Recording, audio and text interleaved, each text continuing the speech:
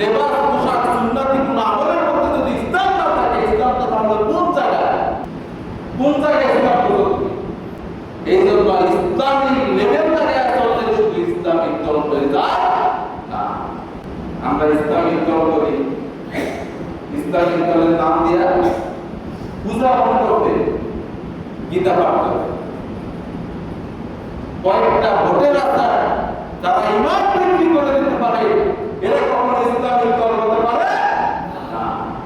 যে লোক মসজিদে গিয়া আল্লাহকে সেজদা দেয়, পূজা মণ্ডপে গিয়া মূর্তির সামনে মাথা নত করে, সে কখনো মুসলিম হতে পারে? এটা কি মুসলমান নামের দোকাবাজ, মুসলিম নামে দোকাবাজ। এই দোকাবাজ থেকে সাবধান থাকতে হবে।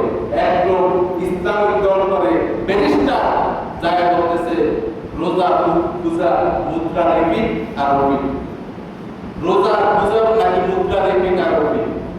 এই লোক বাইতুল মালে টাকা দেয়, এই জন্য তার বিরুদ্ধে তার সংগঠনের লোকেরা প্রতিবাদ করে যায়। বাইতুল মালে টাকা দেয়, অর্থাৎ আমি বাইতুল মালে টাকা দেব আর ইসলামের বিরুদ্ধে কথা বলবো, ইসলামের সাথে সংস্পর্শ হওয়ার এমন কথা বলবো, আর আমার থেকে কোনো প্রতিবাদ আসবে না। ধরে টাকা দিয়ে মুখ বুঝায় রাখছে। এই সমস্ত দান্দাবাজ থেকে দূরে থাকতে হবে। ইসলামের লেভেল